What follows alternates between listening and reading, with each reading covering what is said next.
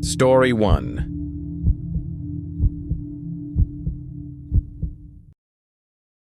At exactly 3:07 a.m., my smartwatch vibrated.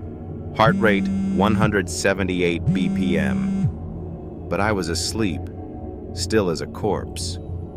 I thought it was a glitch, until the same heartbeat showed up again. And again. Then it moved. Out of the bedroom, down the stairs. It was tracking something alive, but it wasn't me.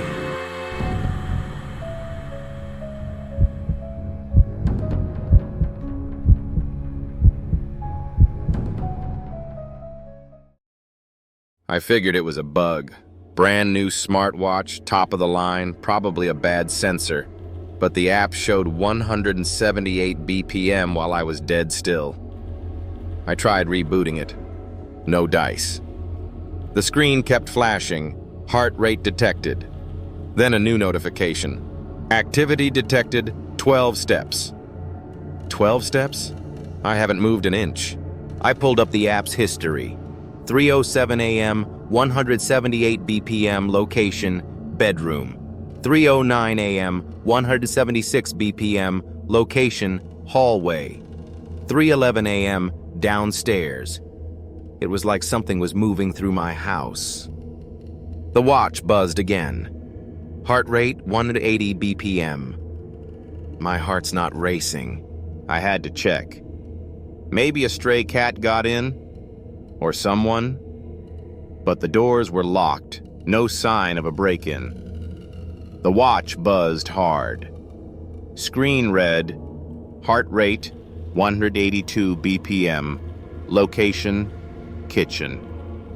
The kitchen? I'm right here. My condo's not big. If something's here, I'd know. But the watch kept buzzing, tracking something with a pulse. In the kitchen, a glass was tipped over on the counter. The watch buzzed. Heart rate 185 BPM, location living room. This isn't funny anymore. The app showed a map of my condo. A red dot pulsed in the living room, moving slowly. I tried shutting the app down, but it wouldn't close. The watch wouldn't come off either. The clasp was stuck. It felt like it was holding on to me. The dot on the app was in the corner by the couch. I didn't want to look, but I had to. The watch buzzed. Heart rate, 190 BPM. Location, behind you. What the hell is this? I heard footsteps. Not mine. They were fast, like something running past me. But I was alone. I had to be alone. The watch buzzed. Heart rate, 195 BPM. Location, upstairs. It's back upstairs? How, Ayers? I don't know why I followed it. Maybe I thought I could catch it. Or maybe it was leading me. The bedroom door was ajar, though I'm sure I closed it. The watch buzzed. Heart rate, 200 BPM. Location, closet. No way. I'm not opening that. The watch was screaming, buzzing so hard it hurt. The app showed the dot inside the closet. I wanted to run, but my feet wouldn't move. The closet door creaked open slightly. The watch flashed. Connection established. Connection? With what? A distorted voice came through the watch. You can't leave. It wasn't human. It was like the watch was talking to orthodox me. The screen flashed. Heart rate, 210 BPM. Location, inside you. Get off me! I grabbed a kitchen knife, tried to cut the watch off. The clasp wouldn't budge. The knife didn't scratch it. The heartbeat kept climbing like it was excited. The voice whispered, "Closer." What do you want? I found a hidden log in the app. It showed the watch had been tracking this heartbeat for days, even before I noticed. Locations all over the condo, times I was at work. It wasn't new, it had been here. I remembered the landlord mentioning the last tenant. They left suddenly. No explanation. I searched their name online. An obituary popped up. Heart attack. In this condo. 6 months ago. The watch buzzed. Heart rate, 215 BPM. I found an old photo of the tenant online. They were wearing a smartwatch, same model as mine. The app glitched, showing their name instead of mine for a second. The voice hissed. Mine. This can't be happening. The lights flickered. My phone died, even at 80% battery. The watch stayed on, glowing brighter. The screen showed a live feed, my condo, but distorted, like through someone else's eyes. The dot moved toward the bathroom. I didn't want to go, but the watch was burning my wrist like it was forcing me. The bathroom mirror was fogged up. Words appeared, stay. The watch buzzed. Heart rate 220 BPM, location mirror. I'm not looking. I looked. My reflection wasn't right. My face, but older, gaunt, eyes hollow. It smiled when I didn't. The watch screamed, connection strengthened. The voice laughed. You see me now? I ran. I tried to leave the condo. The door wouldn't open. The lock was jammed. The watch showed a countdown. 10 minutes to sync. Sync with what? The dot was back in the living room. I had to face it. In the living room, I saw it. A shape in the corner, barely human, pulsing like a heartbeat. The watch buzzed. Heart rate, 230 BPM. Location, you. It stepped closer. I couldn't move. It touched my wrist. Cold. Like death. The watch went silent. The screen went black. For a second, I thought it was over. Then my chest burned. My heart was racing. 230 BPM. It wasn't mine. The watch lit up. Sync complete. I felt it. Something inside me, moving, taking over. The voice was in my head now. We're one. I tried to scream, but my voice wasn't mine anymore. I woke up in bed. Normal morning. The watch showed my heart rate, 70 BPM. But I felt wrong. The app had no log of last night. I tried to take the watch off. The clasp was still stuck. At work, people said I looked pale. My smartwatch buzzed all day, tracking my steps, my heart. But sometimes, it showed 180 BPM when I was sitting still. The voice whispered, I'm still here. My coworkers got new smartwatches. Theirs started glitching too. One said hers tracked steps at night when she was asleep. I saw her app. A red dot in her house. Moving. I dug into the watch's manufacturer. A small tech startup shut down after a scandal. Rumors of experimental firmware, something about biosync tech. The watch buzzed. Stop looking. I got an anonymous email. Destroy the watch. It's not yours. Attached was a video. The old tenant screaming, clawing at their wrist. The watch glowed. The video cut off. My watch buzzed. Too late. I smashed the watch with a hammer. It didn't break. The screen flickered, showing my face, but not me. The voice laughed. You can't kill me. I'm you now. My heart raced again. 240 BPM. I blacked out. When I woke up, I was in the condo, but it wasn't mine. Pictures on the walls. The old tenant's family. My reflection in the mirror wasn't me. It was them. The watch buzzed. Heart rate, 70 BPM. Location, home. But this wasn't home. The app showed a new log. My name, my condo, my life. I was the old tenant now. Trapped. I'm still here. The watch tracks my every move. My heart. My life. But it's not mine. If you get a smartwatch, check the logs. If it tracks a heartbeat that's not yours, run before it sinks. Story 2.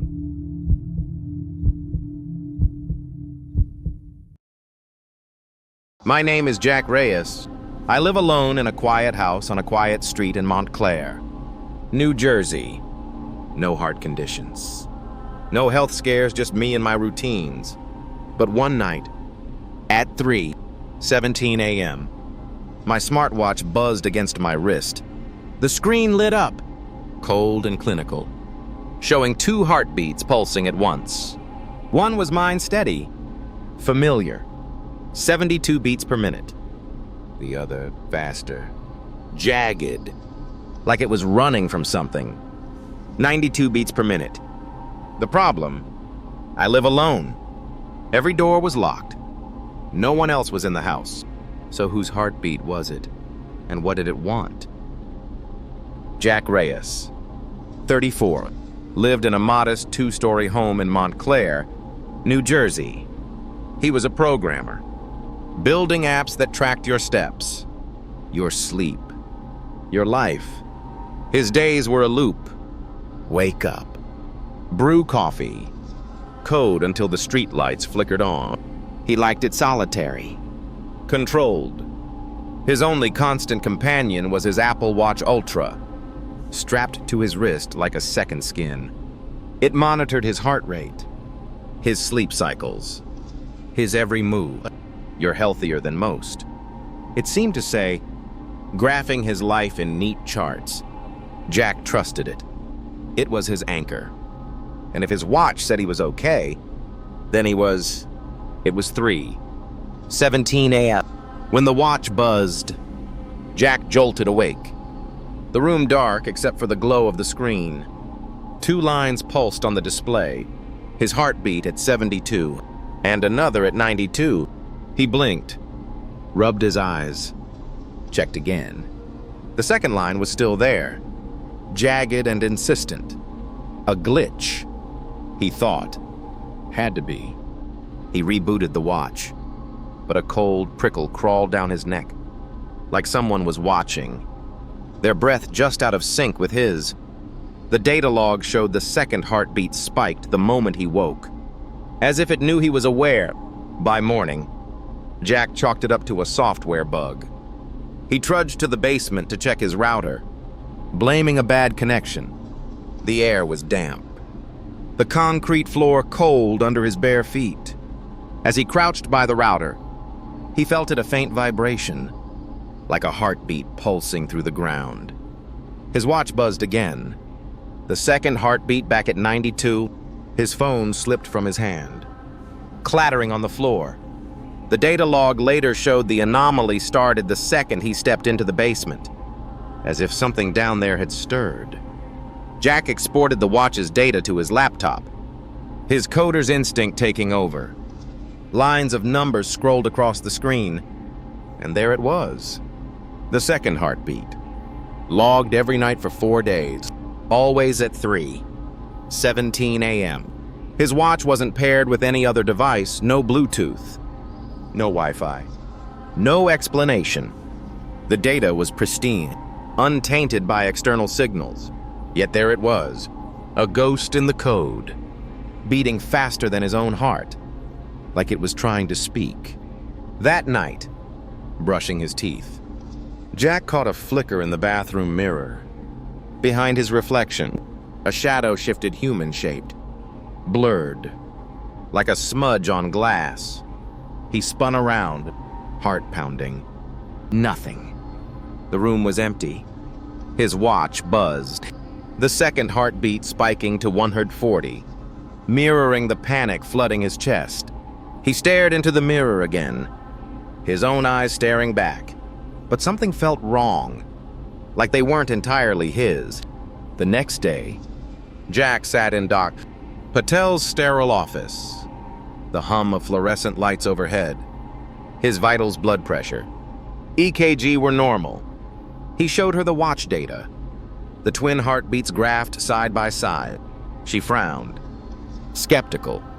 "Jack," she said. Her voice clipped.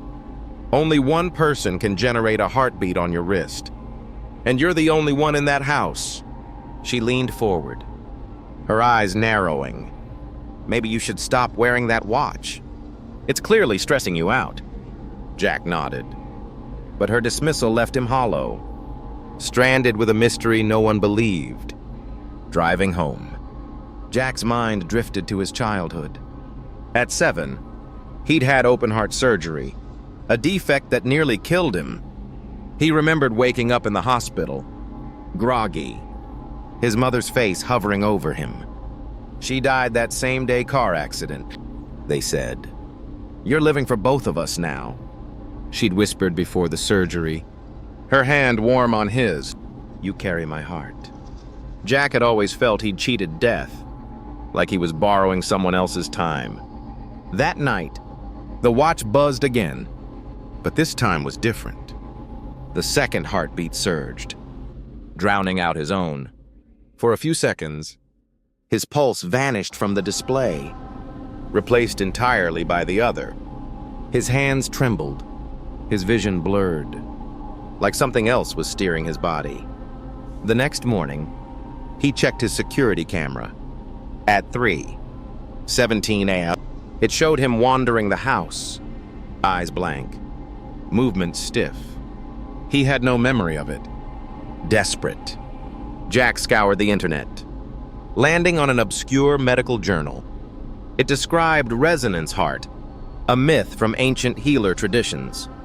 Those saved by a loved one's sacrifice, like a mother's love during a child's surgery, could carry an echo of that person's heart. A heart borrowed in trauma always remembers its price. The article read, when the time came, the heart would call back its owner.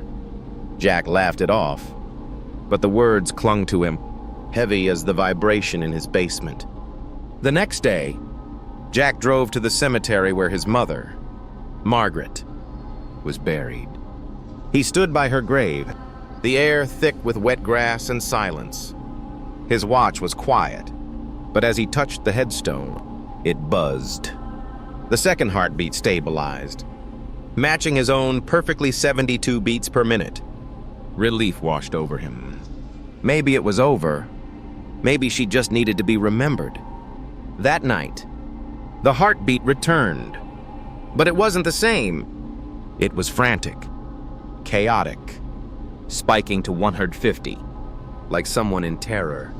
The watch's motion sensor activated, mapping movement inside his house, a glowing trail on the app map, tracing footsteps from the basement to his bedroom in real time. Jack sat frozen, watching the path creep closer, though he hadn't moved an inch. In the bathroom, Jack faced the mirror again. His reflection stared back, but its eyes didn't blink. The watch synced with the figure in the glass. Not with him. A whisper crackled through the watch's speaker, faint but clear.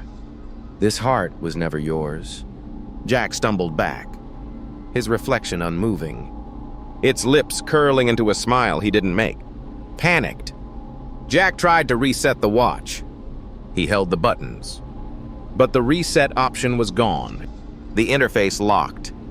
The battery drained faster than it should, dropping 10% in seconds. Each buzz felt like a jolt, like something was watching him from inside the device. From inside him. He tore the watch off, but the buzzing didn't stop. It was in his head now, a rhythm not his own. At 3:17 a.m., the heartbeats aligned perfectly, merging into one.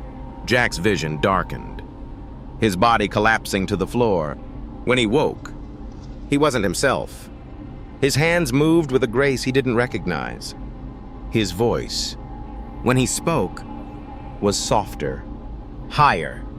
The watch's screen glowed, displaying a new user profile, Margaret Reyes, his mother's name. "I gave my son everything, my love, my strength, my heart. He lived because of me, carried me inside him all these years. But a heart doesn't forget its owner." It calls you back, pulls you home. Jack's asleep now, resting in the quiet where I used to be. This body, this life, it's mine again. And in the silence between heartbeats, I smile. Because he can't. Story 3.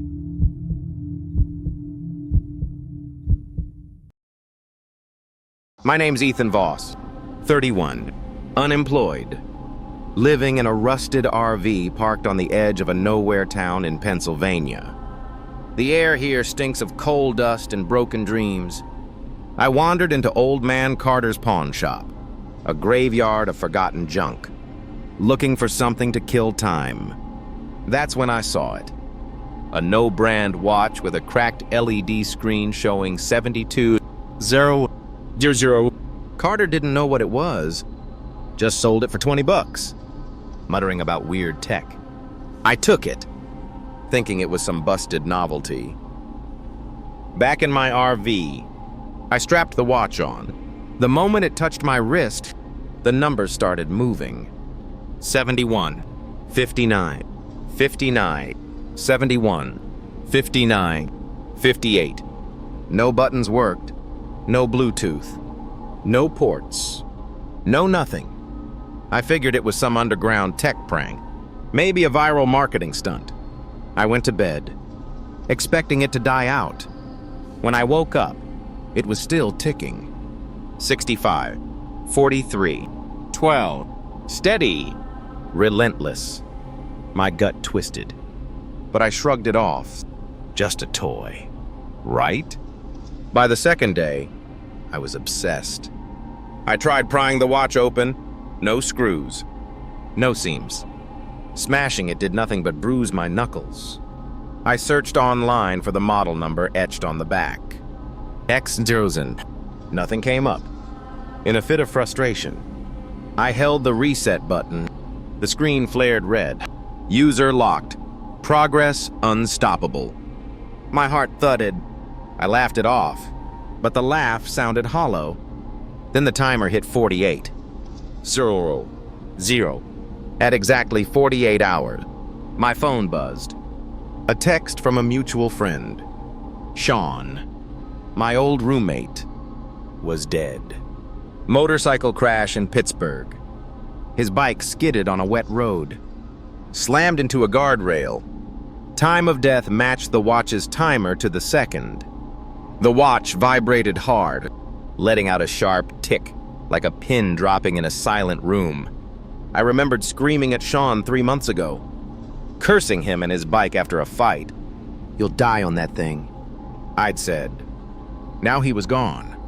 I sat in my RV, staring at the watch.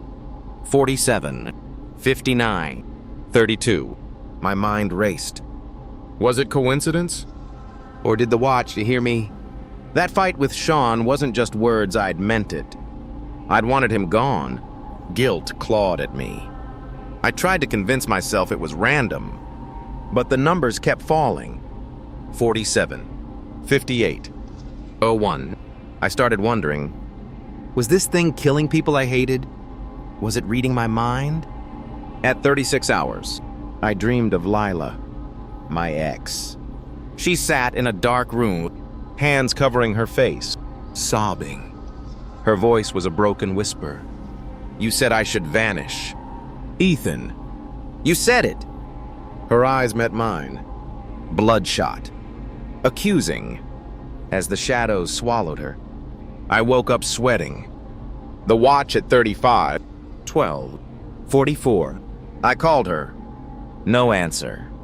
I texted, begged her to reply. Nothing. By noon, a message came from her sister. Lila had a stroke. Dead at 29. The watch buzzed again. That same tick. I'd screamed at her once. "I wish you'd just disappear." Now she had 35. 0. I grabbed a notebook and wrote down every person I'd ever cursed. Every name I'd wished out of my life. The list was long. Coworkers, neighbors, family. Too long. I tried to find a pattern. Sean at 48 hours. Lila at 36. Was it random? Or was the watch following my darkest thoughts? I stared at the names, praying I could outthink it. The timer didn't care. 30, 22, 17. At 30 hours, the watch vibrated. But my mind was blank. I was walking through town, trying to stay calm, when a man in a flannel shirt collapsed in front of me. He clutched his chest, eyes wide, then went still. Paramedics said it was a heart attack. No one knew him. I hadn't thought of anyone, hadn't wished for anything. The watch didn't need me to. It was choosing now. 29, 59, 59. Back in my RV, I grabbed pliers and tried to rip the watch off. The metal burned like a stovetop, searing my wrist. When I yanked my hand back, a scar remained. 72, 0, branded into my skin. I realized then this wasn't about time. It was about me. I wasn't wearing the watch. It was wearing me. The timer ticked. 28, 14, 3. I stopped sleeping. Shadows moved in my RV at night. Sean's bloody face. Lila's empty eyes. The watch wasn't silent anymore. Every hour, it buzzed like a funeral bell. I screamed into the dark. What do you want from me? No answer. Just the timer. 24. So, error. My reflection in the window looked wrong, like I was fading. I wondered if I was even alive anymore. I drove back to Carter's shop, desperate for answers. The place was gone, burned to ash. No news reports, no police tape, just a charred skeleton. On a blackened wall, I saw it. 72, 0, 0, scorched in red, like a warning. Carter was nowhere. I wasn't the first to find that watch. I wouldn't be the last. The timer didn't stop. 20, 11, 45. That night, I dreamed of a room with no walls, just darkness. A man in a suit stood there, his face a blank void. His voice was cold. The time you bought wasn't for you to use. It was for others to lose. You're the carrier, the vessel. You said, take me. But the watch doesn't trade. It converts. I woke up gasping. The watch at 18, 3, 22.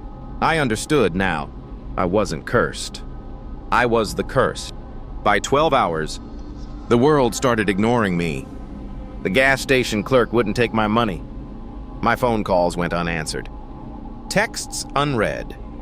People walked past like I was a ghost. I screamed at a neighbor, but he didn't flinch. The watch was erasing me, hour by hour. 11, 59, 59. I was alone with the ticking.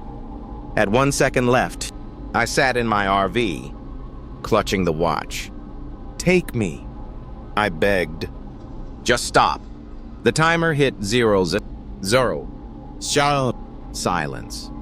Then it reset. 72, 0, 0, 0. The screen flashed a name. Caleb R. Thomas. I didn't know him, but the name felt familiar, like a memory I hadn't lived yet. The watch buzzed, and I knew it wasn't over. They say death comes in threes. That's a lie.